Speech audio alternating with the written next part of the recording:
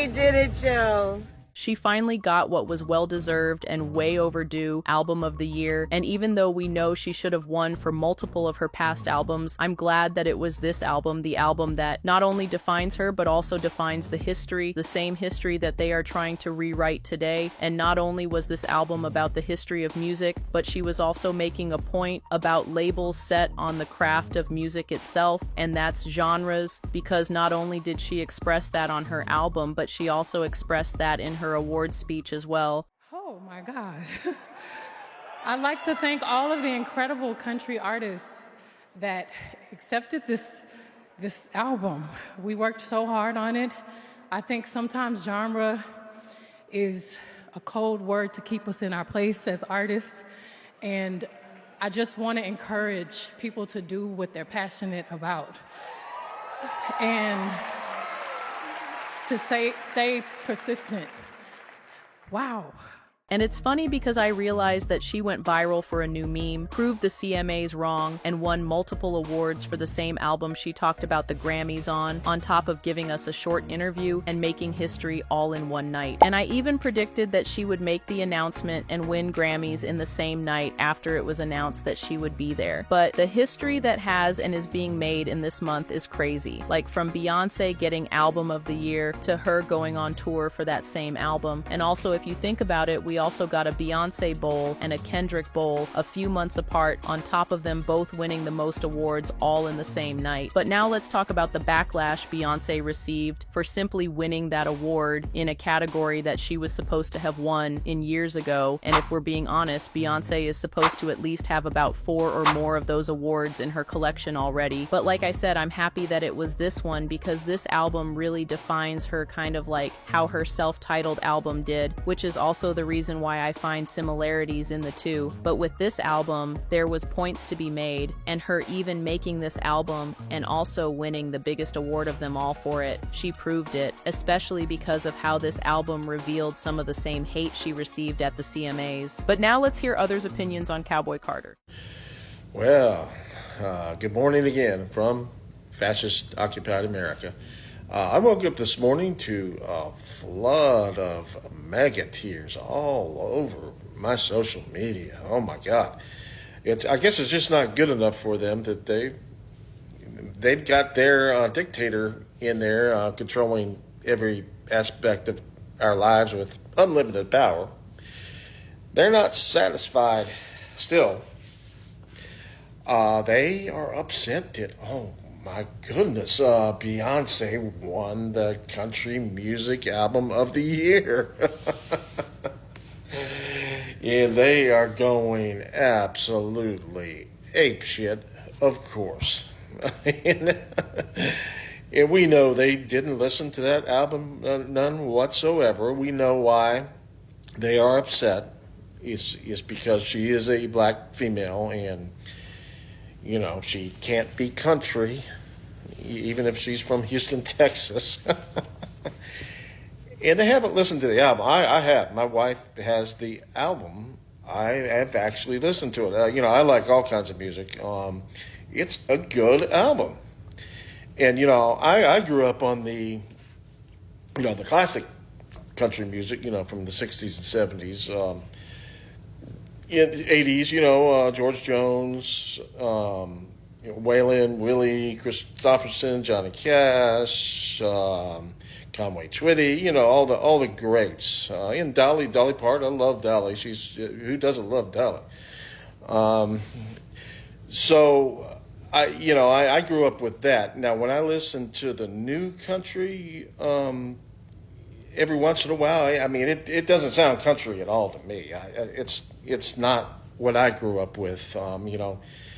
You don't hear too many steel guitars anymore. You don't hear fiddles. You don't hear banjos. Every once in a while, it's just pop music with an exaggerated Southern accent and talking about trucks and tractors and getting drunk and your girlfriend cheating on you and all that.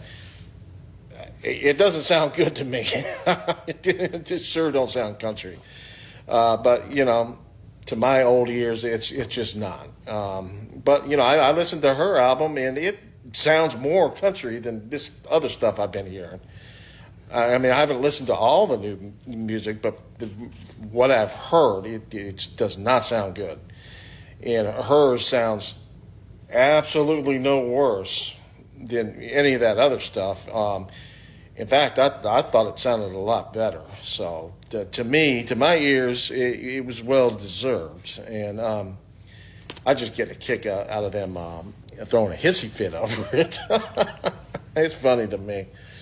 Beyoncé finally won a Grammy for Album of the Year. And regardless of how you feel about Cowboy Carter, even if you don't like the album, this is her lick back for them snubbing her for Beyonce's self-titled Lemonade and Renaissance. She should have been had the award, and everybody who won in those categories from the past years knew she won too.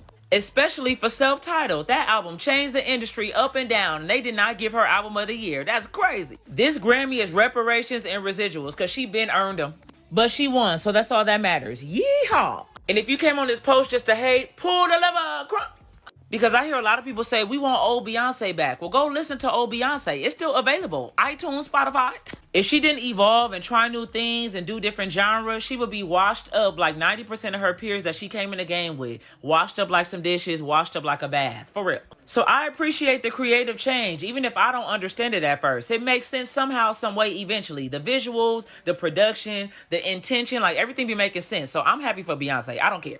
And if you're still mad, boo, tomato, tomato. Texas hold these nuts. Now from a former voter that used to be on the Grammy board. I watched the Grammys last night. I was a long-time Grammy voter, and I'll get to the Beyoncé vote in just a bit, but they were fabulous, In the Spotify era, music has changed dramatically, and the performers you saw reflected that. With apps like Spotify, people are listening to a wider range of music, and you could tell that in all the performers. They cross genres effortlessly in their work. And they cross decades, too, in their vocal styles and their production. It's a great melting pot nowadays. So I was really impressed with that show. It was the best Grammys I've seen in years. And speaking of melting pots, there was also a dramatic shift with Grammy voters. So I've been around for a lot of years. I mean, look at my face. And for as long as I've watched the Grammys, Grammy voters have had an attitude about music that's identical to what Trump and the GOP have about people in the workplace. White people do it better. Sad but true. And that's been reflected in the voting year after year after year, except this year. You could say that this year was the first year that Grammy voters actually embraced DEI. Yeah, I'll use the DEI word in a positive way because it should be. The Beyoncé vote for Album of the Year reflects that. She should have won years ago. And I've been trying to understand why the Grammy voters finally made that shift. And I think it partly reflects who's president, who leads the country, Trump and the GOP. I'll take a wild guess that Grammy voters are now seeing the ugliness of racism in our current government and are saying, oh, we've been doing that too. We're not going to do that anymore. So with this Grammys, the music was better, cross genres and decades of styles, and the voting was better too. And 1 out of the 13,000 Grammy voters that's on the Grammy board now and also voted for Cowboy Carter.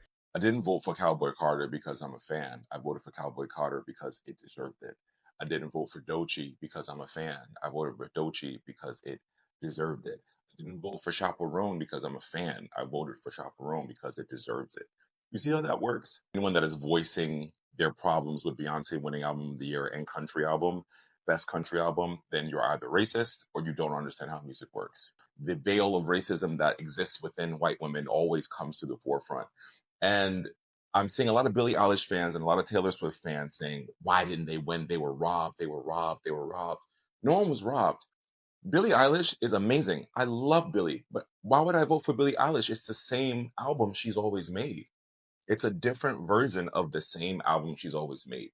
Taylor Swift, a different version of the same album she's always made. If you played me a song from 2 albums ago to now, it sounds the same.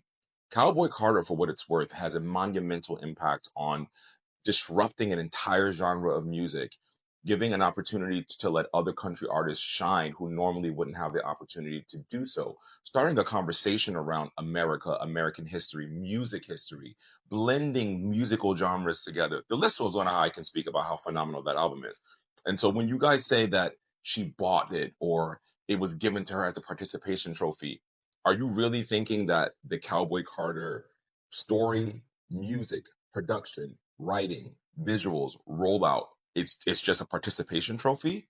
If anything, your faves have been given a participation trophy year after year because their work is not as invigorating, it's not as deep, it's not as loud, it's not as colorful.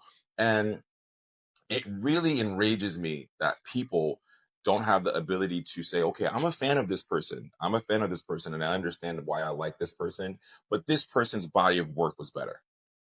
We lack the ability to think like extrospectively about how music is an art form. It has nothing to do with how big the song was in your house, if it went triple platinum in your car, if you experienced Brat Summer and so it was great. It's about art. And if music was solely about Spotify streams or numbers, then every blockbuster movie would win an Oscar. That's not what happens, right? Because movies are also art. Art is what drives us in this world and in this culture. And it's such a pivotal part of understanding how music is made is the art and the storytelling behind that music. I've seen a few rants online from a lot of creators who are going off about Beyonce winning and who are saying no one should have won. Kendrick shouldn't have won. Beyonce shouldn't have won. Victoria Monet shouldn't have won.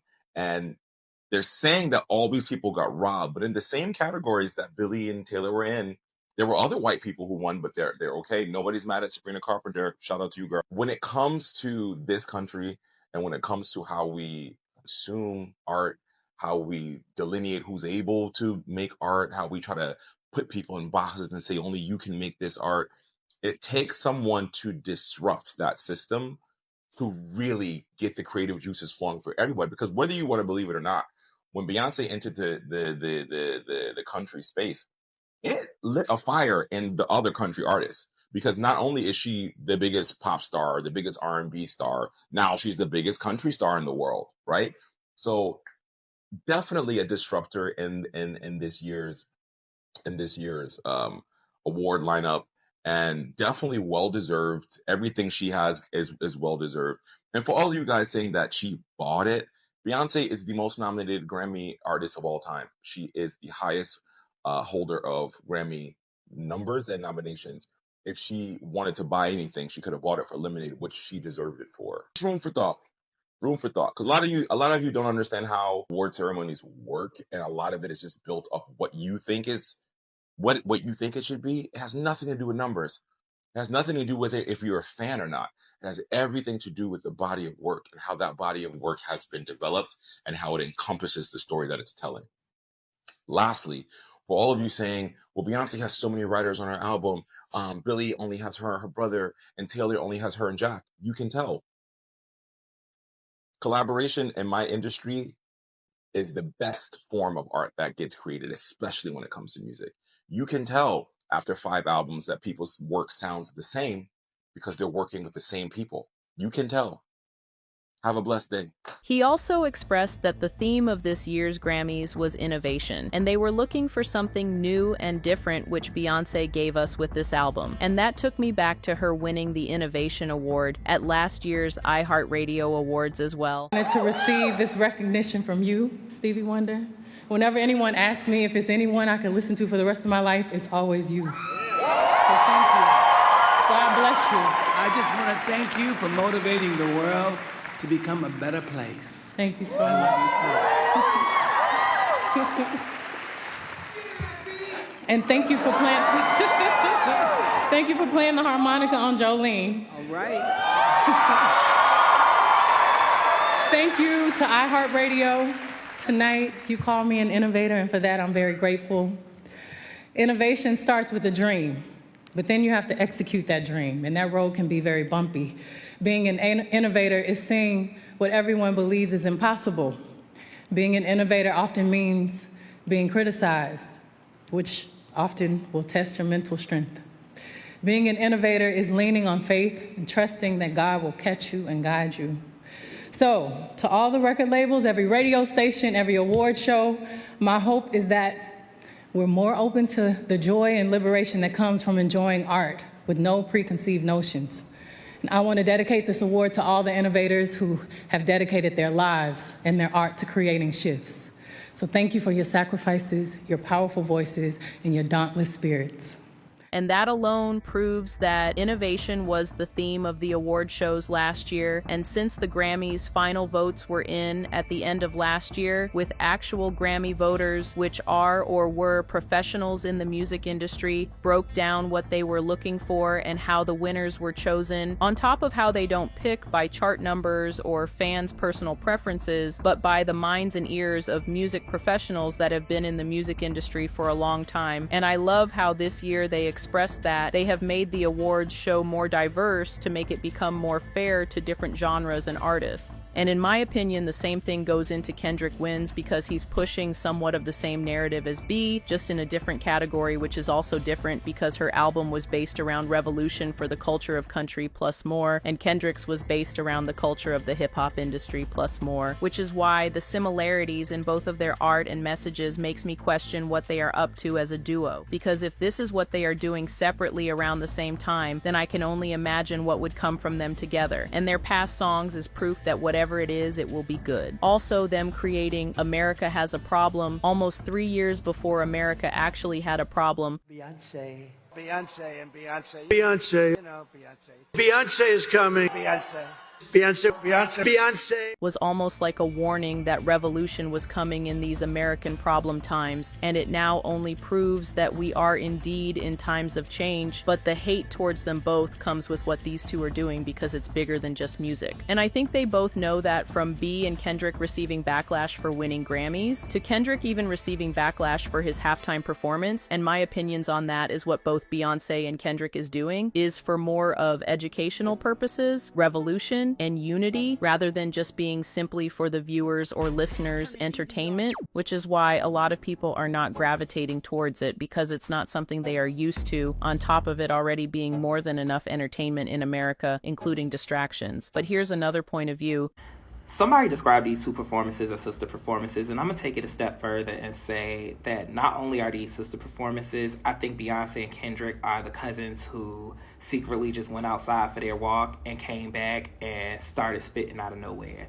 And to that point, I think that there is connective tissue between these two shows, and I think we kind of neglecting it and dissecting all of this. Y'all, this collab always felt so random to me. I always thought, why are we bringing Kendrick Lamar into this queer, dance, renaissance situation? But the more I think about it, this track doesn't belong to Act 1, but it's a thread between Act 1 and Act 2, and kicks off this narrative that is illustrated in this picture. Now, if you look closely, these are pills making the American flag, which to me symbolizes this idea that America is force-feeding us something.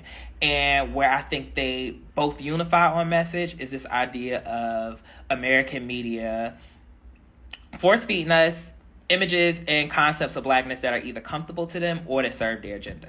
Mind you, in the Renaissance World Tour film, right before Kendrick comes out, we end with the interlude about whoever controls the media controls the mind. And I think the central piece of that is like, they actually trying to sell your blackness back to you. Whether that's these gatekeepers in country who told Beyonce country isn't a black genre, and her getting on this stage and saying, well, honestly, if you took it back to your roots, you ultimately get back to my roots, which are black roots, which is this beautiful display of black Southern pageantry at the end of the day. Same for Kendrick Lamar. I feel like a big part of what makes him so angry is the media and the powers that be platforming this black rapper, positioning him as the GOAT and the greatest of all time, when his identity is the one thing like he leans away from and plays it very middle of the road and plays it very safe, which is why this performance is all about like turf and regionality and just like even what's positioned as ghetto, it being a complimentary. And I think that's the beauty of these two performances, and where people are trying to make it complex, I think their response really was the simplicity. I can be at the height of my career, stripped to my rawest form, go to my childhood essence, and it'll be more dynamic than anything you see in pop culture right now. like, also, not to go too deep, but Jordan Peele talks about this too, where his first two films were extremely heady, explanatory, so many Easter eggs, so many hidden meanings, and the third, he just wanted to evoke the feels of what a monster felt like. And I think it's the same for Beyonce and Kendrick Lamar, who are these Easter egg artists, and ultimately what these performances aim to do was capture a feeling that is so specific that it can't be repackaged, manufactured, and sold back to the masses. And I think that's the beauty of what these two did, and why it's worth not discarding as I liked, I disliked, but ultimately how you identify with that message. No, because let's talk about it. You know what, hell yeah. Y'all just love to give Beyonce a hard time. But when y'all finally catch up to the game that she's playing, it's gonna hit y'all like a ton of bricks. And before we end this video, I want to address the drama behind this famous meme of Beyonce, because there was so much drama around Grammy night behind Beyonce's historical win, but this is one that I haven't seen a lot of people clear up. The beehive is buzzing. Okay.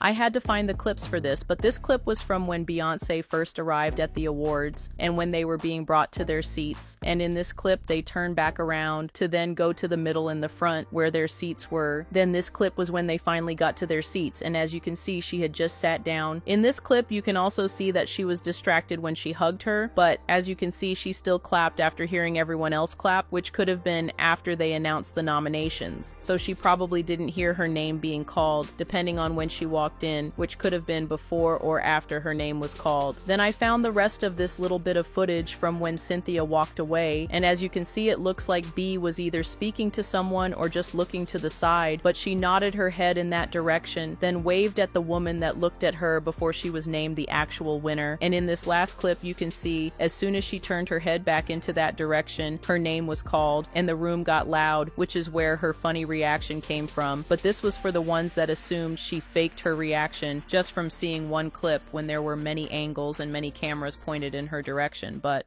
the Beehive, they got me. Turn this TV off. They not like us.